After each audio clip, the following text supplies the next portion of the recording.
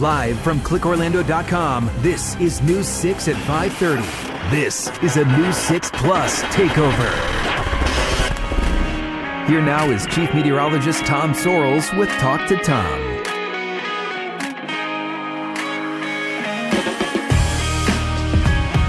Welcome back to Talk to Tom. I have been doing weather since 1986. I started as the meteorologist, chief meteorologist in Kentucky, moved to South Carolina, Ohio, Detroit, and here with you for more than 22 years. I have done, I like to think, everything you can do weather-wise, but one thing I have never done is storm chasing. But we have someone on staff who has. Welcome to Talk to Tom, the man, Tom, I know why you haven't. The legend. You're a smart guy. That's why you haven't done it. It's crazy. Yeah, right? I never had to do it for a living. But meteorologist Troy Bridges is here. I've been on the air here at the powerful KMG for more than 22 years, and more than half that time, Troy's been here with me. Yeah, 13 years, almost 14 years in December. You Can you believe that? We've been here together a long time, Troy. And I've I been don't think there's a honored longer to work team in with the you, market. Tom. I don't think there's. Yeah. It's wonderful to have you. Hey, Well, I've let's learned a talk lot from about storm chasing. Yes. Why did you do it? I knew that was going to be the first question. Yeah, why? It's because I'll tell you honestly, it's because I was young. I was in my mid-20s. I didn't quite know what I was getting into. That would really be the honest answer. I got a call. I was living in Augusta, Georgia, a smaller market, of course. I was having fun there in my early and mid-20s, covering the weather at the Masters tournament, which is always exciting to think about because it was an incredible place to be. But I got a call from a news director, a boss, in Oklahoma City, and that was a much bigger city compared to that first market. And they said, hey, we've got a job opening to do weather on the weekends. And, oh, by the way, it includes storm chasing. And I thought, well, we have storms here in Augusta, Georgia. Great. We get thunderstorms. I know how to chase storms because, we would go out and cover the damage afterwards. But this was a whole different setup for me. Right. I didn't know quite what I was getting into. Let's be honest with the folks at home. We have storms here, but if there is a mecca, a heaven, a center, an epicenter of dangerous tornadic weather, we have the biggest ones in the world. Yeah, the biggest ones in the world are right there: Oklahoma, Kansas, Texas. We and have as more, you well know, but little. Right, we have that's huge true. ones. So tell me, what the storm chasing? What did it all involve? What'd you do? As you know, all of this, the reason those tornadoes are so major, you get these winds up to 200 miles per hour greater. There have been winds up greater than that, close to 300 mile per hour gust within some of those tornadoes out there. It's all because of something called the dry line. Tom knows all about this. This line, it's a sort of mini front but it divides that dry air from the desert. So think of the desert air back west of Oklahoma, and then you've got this line that divides that humid Gulf moisture that comes in from the south. As those two come together, it's a clash, a major clash of air masses. That dry air from the desert, that Gulf moisture comes together in what's called a dry line, and the largest tornadoes imaginable happen along that line. The problem is, Tom, is that is going to be a couple of hours away from Oklahoma City. So you live in this city. For me, it was a big city because I came from small town Georgia, and I was excited about moving to this bigger city. And then, so the big thing is you're driving 2 hours away out to Guyman, Oklahoma, is out in the panhandle of Oklahoma. So think of the panhandle of Texas, north of there is the panhandle of Oklahoma. And that's where the dry line would often develop. And so you really sit out there for hours in sunny skies waiting for one little cell to develop. And you know how this works. One cell, that's what you need, with very few other storms developing. That one, because it's all that heating in that very unstable atmosphere, and then boom, you get that supercell, and then soon we see what we call lowering, and then there's the rotation that begins to drop to the ground, and once it hits the ground, you hear everyone yelling, tornado on the ground, tornado on the ground. And so you hear that on TV in Oklahoma a lot, because you're waiting for that tornado to reach the ground, and people wonder, why do you go out there? What's the point? Well, it's to show you from the ground what it looks like on the radar. So back at the station, they're looking at the radar, but then we have images back on the ground. Now, keep in mind, this was the early 2000s, so technology was a little bit different. than Right. what we have now. We certainly Right. didn't have smartphones. Yeah, you didn't have the internet at the level it is now, but Right. you still had tools. I mean, what did you take Yeah. with you? You had Well, a laptop, right? Yeah, we did. I'll tell you. I think you may ask what was scary about it. One of the scary things about it is going, 80 to 100 miles an hour on a country back road, looking at the sky. So oftentimes I would be driving, and a photographer would be in a Ford Explorer. One of them we called the Ford Exploder. Because it wasn't the most reliable, but driving that fast, and it's not safe. It's a dangerous situation. And we would have a laptop mainly for the GPS system. Imagine a GPS system, and we would be able to see the radar. But it was the early 2000s. It was a whole different setup. So the way we could send the images back, we wouldn't be able to do it immediately. We could send still images back with this thing we called a helmet. It looked like a bicycle helmet on top of that old Ford Explorer. I guess they were new back then, but like a 2000 Ford Explorer.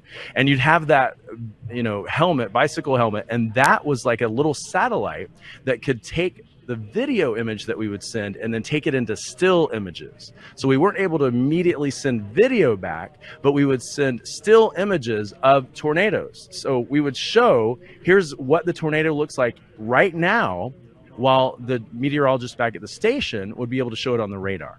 Okay, so that was our purpose. Biggest one you ever saw. What was it? Oh, well.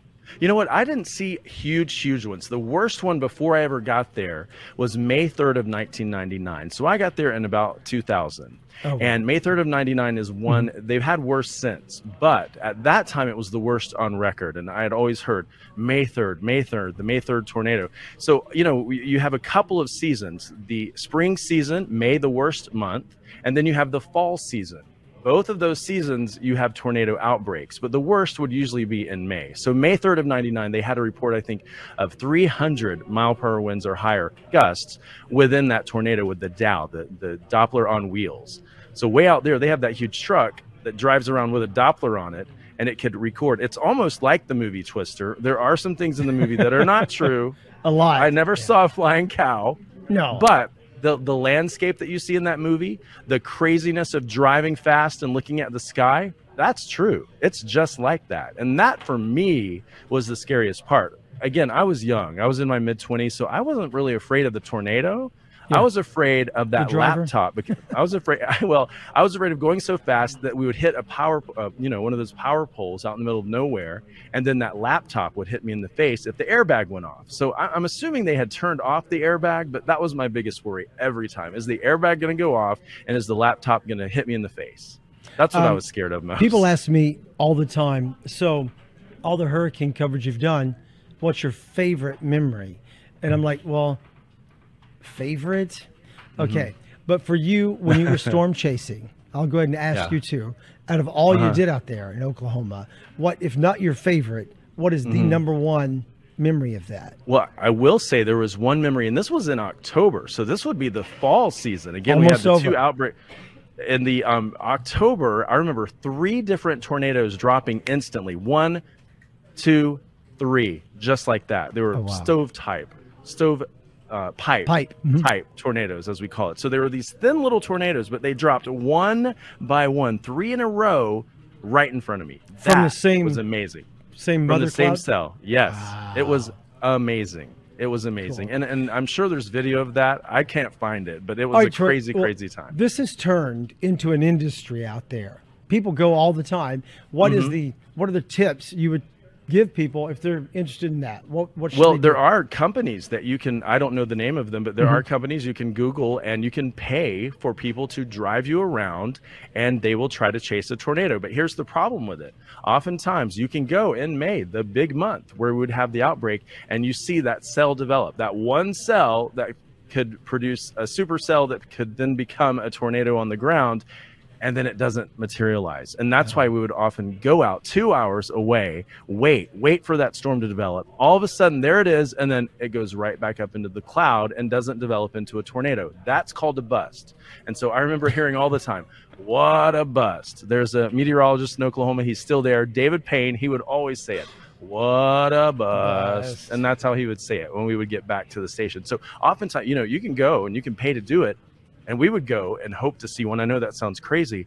and then not see anything. So it so you can end be up- very frustrating.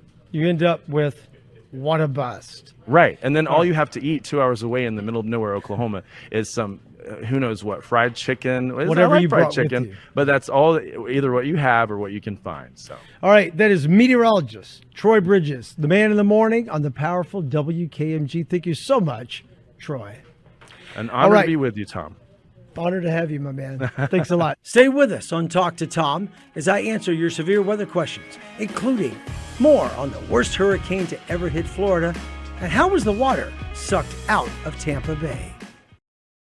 Hello, everyone. I'm Chief Meteorologist Tom Sorrells. This is Talk to Tom. We started this many, many years ago, just as kind of a way to talk to you, the viewer at home, let you ask questions. It's grown into this, Talk to Tom, part of the News 6 Plus takeover of the 5:30 show. So today we want to ask or answer your questions that you ask. If you want to ask a question, please join us every Thursday. Go to clickorlando.com/talk to Tom and submit your question. We'll call you up, let you talk to Tom, or I'll just answer your question here if you yourself don't want to be on. A lot of people want to ask a question, but don't want to be on the show.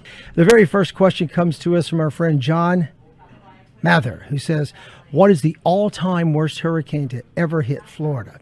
Well, John, I think that depends on how you break it out. For me personally, the worst one was Hurricane Irma that came through and ripped up my house, worst of all. That's the personal answer.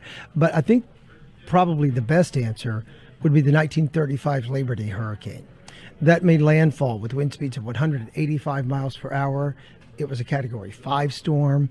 It had low pressure, the highest wind we've ever seen, and it hit Florida not once but twice. And so I think if you ask most experts, they're going to come right to the 1935 Labor Day hurricane. That storm came through the Florida Straits as a Category 5 and tore through somewhere between Key West and the mainland. I think it crossed over Long Key is where it actually made landfall. And it trucked all the way up through the Gulf of Mexico and slammed into Cedar Key for the second Florida landfall. If you Google the storm or look the storm up, there will be all kinds of stories about the number of people killed. And there were war veterans down there working on the railways, trying to build the railroad, and they died. It's just that 1935 storm is tragic, historic, huge, one of the lowest pressures ever in the Atlantic, and the highest wind to ever make landfall in the state of Florida at 185 miles per hour. It's just an awful, nasty, historic storm. For me personally, not the worst storm. I wasn't here in 1935. For me personally, I still think Irma or maybe Jean did the most damage. And for most in Central Florida, Charlie, in recent memory, was the worst. And 1960 with Donna was also horrible for people who are alive and living here at the time. So there's your answer. The 1935 Labor Day hurricane. Yeah. Okay, Judith Covert says, how did Tampa Bay water get sucked out by Hurricane Ian, and how did it come back? Well, that's a great question. We're going to have some video here. We're going to show you what's going on with the storm. There's Tampa Bay with the water being blown out to the ocean. And that's a weird look. Yeah, that's really, really weird and dry. And you can see the puddling of the water as it was blown back out. There you go. That gives you a perspective of what's going on right along the ocean front. And look how far out the water receded. That is not just a low tide. That is some weird looking stuff. And just like they warn people in the far Pacific Islands when there's a tsunami happening, anytime you see the water leave, you should not wait out there to pick up fish. You should not go out there to make pictures. This is not Instagram friendly. What happens in that situation is that is wind-driven water retreat is what's going on. Kind of like with the Hurricane Ian on on the East Coast. Anytime that storm comes up and we get the wind coming down from the northeast, all of a sudden the St. Johns River kind of stops flowing. It's a slow-moving river anyway, and it can back up if the prevailing wind is blowing right on top of it. In Tampa Bay, when we thought the storm was coming right into Tampa Bay, we thought we were going to have a massive storm surge because we thought the storm was going to come up with wind from the southwest into Tampa Bay and fill the bay, flood the rivers, and take over in historic fashion. Then when the storm started trailing and going more toward Fort Myers, the offshore flow of the wind the highest wind coming down Tampa, coming out of the northeast, pushed that water, that little dish of water that is Tampa Bay. I can't remember. Tampa Bay is maybe 12 feet deep on average. It's not a deep dugout hole. It's a little bitty dish of water. So that wind coming from the northeast just blew the water right out of that little dish back out in the Gulf of Mexico. And that is what happened to the water in Tampa Bay. And once the storm got far enough away, the water filled back in the bay. It all went back to normal. So there's your answer. That's how the water got blown out by Hurricane Ian. Next up, let's have a live interview and talk to our friend Brett. Hey, Brett, welcome to Talk to Tom. How are you doing today, man? What is your question you have for me? Nothing. I was telling Tiffany when I spoke to her, that I'm a big-time Channel 6. I'm a hard right Channel 6er. I love everything that goes on there. Your production team does an amazing job, and I'm just a big fan of you guys. Do a great job. I love the getting results, but more importantly, I love talking to you, seeing you on TV. Oh, well, thank you. Yeah, there's. I've only been in this town for 6.5 years. The VA sent me up here. I'm a Vietnam veteran. I have PTSD real bad, and my life was in disarray. So I went to a long-term treatment program. I was the first group at Lake Nona. Oh, and where do you live now, Brett? Where are you? Where are you talking to me from? I'm in Longwood. I bought a house here a few years back, and I haven't watched any other news station other than you guys. And I sent Tiffany a picture of when I met you a few years ago. Where was that?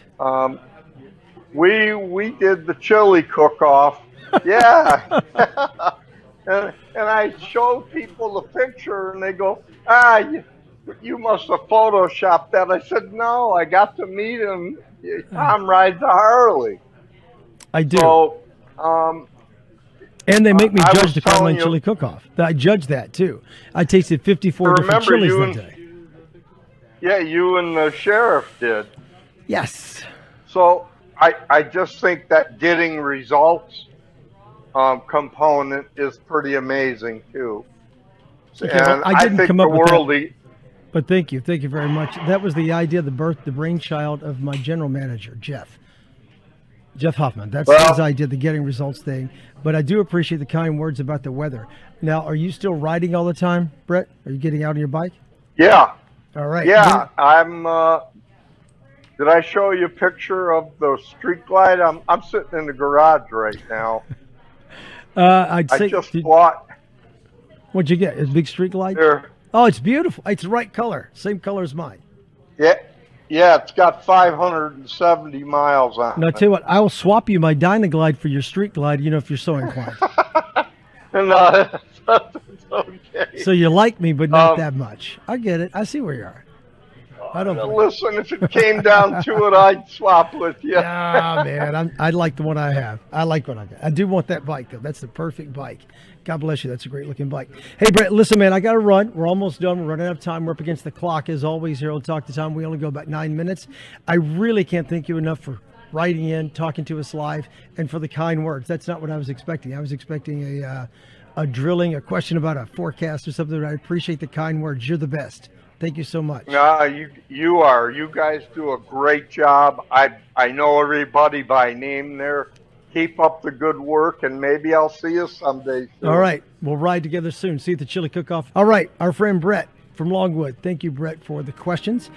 Thanks for watching Talk to Tom. You can submit your weather questions on clickorlando.com/Talk to Tom and watch anytime on News 6 Plus. And while you're there, also check out Florida's Fourth Estate. You know you have trouble when your son in college's nickname is D-Mo Swag. And you know there's marijuana going on when you hear that. Riff on this and live cams. Hundreds of people sit down to enjoy the beach from home. overlook the city beautiful, or watch the cruise ships come in. It's all available free on News 6 Plus. Just download the app on your TV and start watching today.